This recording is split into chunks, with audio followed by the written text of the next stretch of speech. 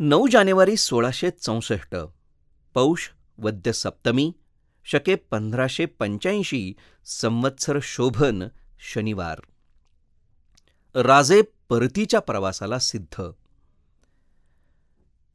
शुक्रवारची रात्र देखील आगीमुळे हलकल्लोळात बुडून गेलेली होती. सुरत धुमसत होते. डचांच्या वखरीला देखील आग लागली होती.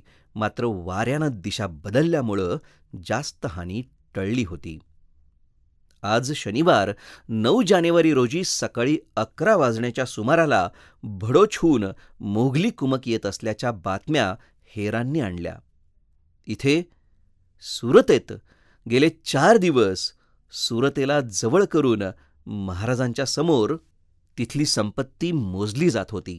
मात्र परमुलुखात लढाई टाळण्यासाठी राजांनी सुरतेमधील कार्य थांबवण्याचे आदेश दिले आणि रात्रीत बांधाबांध करून महाराज राजगडी परतीच्या प्रवासाला सिद्ध झाले.